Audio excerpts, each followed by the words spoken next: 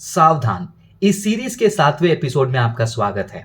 आप जानते हैं कि इस सीरीज के माध्यम से भारत में फैलने वाले कल्ट्स यानी कि पंथ के बारे में हम बात करते हैं ताकि कलीसिया सावधान हो जाए और विश्वासियों को चेतावनी दे सके।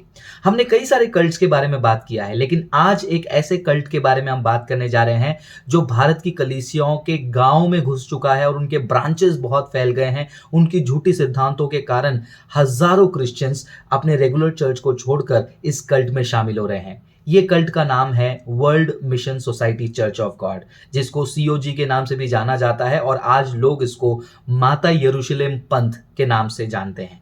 ये माता यरूशलेम पंथ की शुरुआत हुई थी कोरिया में, लेकिन आज कोरिया से निकली हुई वो पंथ किस प्रकार पूरे देश में फैल चुकी है, किस प्रकार उन्होंने अपने कलीसिया को बांधा है, अगर आप उनके वेबसाइट में देखोगे तो आप हैरान हो जाएंगे। उनका अधिकृत वेबसाइट में आप देख सकते हैं, ये चर्च ऑफ गॉड आज पूरे विश्व भर में 175 देशों में फैल चुका है। उनके लगभग 7,500 चर्चेस हैं और न केवल इतना ही, उनके आज रजिस्टर्ड 30 लाख से भी अधिक मेंबर्स उनके कलीसिया में जुड़े हैं। ये उनका ग्लोबल फिगर है। अगर हम भारत के बारे में बात करते हैं, एक बार आप स्क्रीन पर देखिए, मैं आपको उनके वेबसाइट से दिखा देता हूं कि कहां पर भारत में उनकी कलीसियाएं हैं।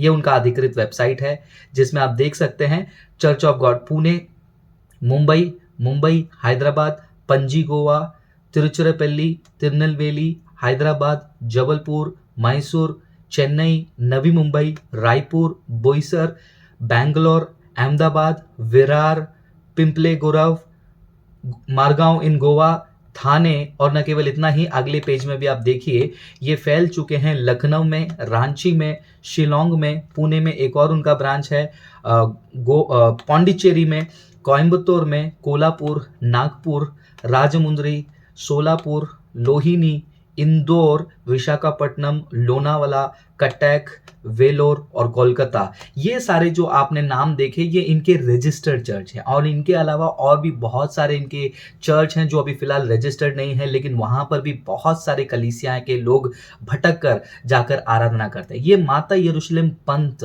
बहुत ही तेजी से फैलने के कारण बहुत सारी कलीसियाँ परेशान हैं, बहुत सारे पास्टर्स परेशान हैं। उनके कलीसिया को वो वार्निंग देते हैं, लेकिन क्या वार्निंग काफ़ी है? वार्निंग काफ़ी नहीं है। मुझे लगता है कि कलीसिया को शिक्षा देना जरूरी है कि वो पंथ की शिक्षाओं में क्या गलत है, उस पंथ की शिक्षाओं का खंडन करना बहुत जरूरी है। उनके वेबसाइट में जब आप जाते हैं आपको बहुत सारी झूठी सिद्धांत देखने मिलेगी, लेकिन जब मैं इस कल्ट के बारे में स्टडी करने लगा तो मैंने इनके 3 बड़े मुद्दों को अंडरस्टैंड किया, जिसके ऊपर मैंने खुद एक किताब लिखी है। उस किताब के बारे में इस वीडियो के एंड में बात करूंगा, लेकिन फिलहाल उनके 3 मुख्य सिद्धांतों के बारे में आपको जानना बहुत जरूरी है। सबसे पहला उनके सिद्धांतों में से एक है कि यीशु मसीह वापस लौट चुके हैं और उनका जन्म जो है कोरिया में हुआ था। उसको साबित करने के लिए कई सारे बाइबल के भविष्यवाणियों को इस्तेमाल करेंगे और साबित करेंगे कि यीशु दोबारा लौट चुका है और यीशु दोबारा लौट कर कई भविष्यवाणी को पूरा किया है और आज उसका नाम आन सांग होंग है।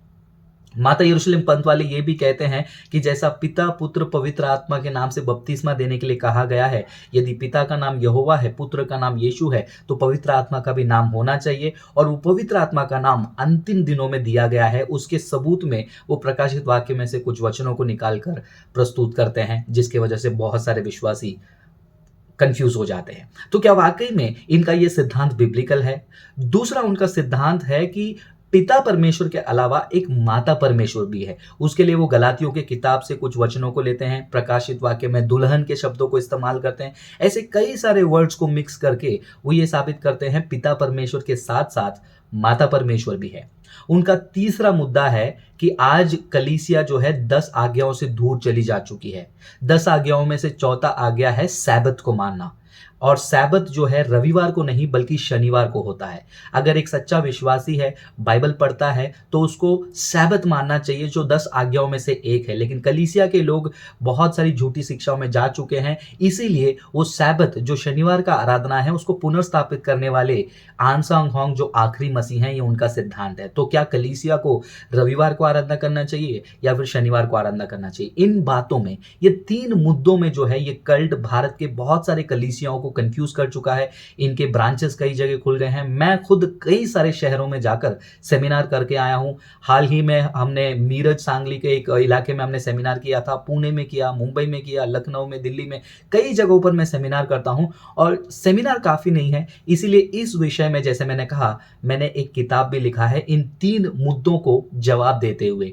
क्या आन सांग ओंग मसीह है? बिब्लिकल तरीके से उसका खंडन मैंने प्रस्तुत किया है। क्या बाइबल में कहीं पर भी माता यरूशलेम का उल्लेख है? गलातियों की किताब में, प्रकाशित वाक्य में जो लेख बताए गए हैं या फिर जो वर्णन किए गए हैं, क्या वो एक स्त्री के लिए है या फिर कुछ और है? उसका भी खंडन मैंने किया है। और तीसरा भाग मेरे किताब में है, सैबत का दिन क्या मसीहों को मानना चाहिए या नहीं मानना चाहिए? उस किताब में मैंने हाँ या ना में नहीं जवाब दिया है, उस किताब में मैंने एक्सप्लेन किया है इन 3 मुद्दों को। तो अगर कलीसिया चाहती है अपने विश्वासियों को बचाए और ये झूठी शिक्षा में न फंसाए, तो केवल उनको चेतावनी देना काफ़ी नहीं है। मेरे हिसाब से उनको शिक्षा देना बहुत ज़रूरी है। अगर आप ये किताब खरीदना चाहते हैं, ये फ़िलहाल इंग्लिश, हिंदी, नेपाली में भी उपलब्ध है और मराठी में हमारा ट्रांसलेशन चालू है। बहुत जल्द इसका प्रकाशन हो जाएगा। तो ये किताब को आप डिस्क्रिप्शन में दिए गए लिंक के द्वारा ऑर्डर भी कर सकते हैं। यदि आप चाहते हैं कि आपकी कलीसिया के लिए, आपके शहर में माता यरूशलेम को खंडन करने वाला एक सेमिनार भी कंडक्ट किया जाए, तो आप ग्लोरी अपॉलोजेटिक्स के साथ संपर्क कर सकते हैं। हम आकर वहाँ पर आपकी कलीसिया में ये प्रोग्राम कंडक्ट कर सकते हैं, ताकि आपके विश्वासी सीख सके कि बाइबल से, ये माता यरूशलेम पंथ से कैसे बचे, न केवल बचे बल्कि दूसरे विश्वासियों को भी वहां से छुड़ा कर ला सके। तो मैं वापस से कहना चाहूंगा, कलीसिया को आपको बहुत ही सावधान रहना होगा, क्योंकि शैतान झूठ को सीधा सफेद झूठ के तौर पर प्रस्तुत नहीं करेगा। वो क्या करेगा, सच्चाई में थोड़ा सा मिलावट करेगा, और वो थोड़ा सा मिलावट बहुत सारे लोग पहचान नहीं पाते हैं। तो कलीसिया से मेरा निवेदन है, माता यरूशलेम पंथ से आप सावधान रहें।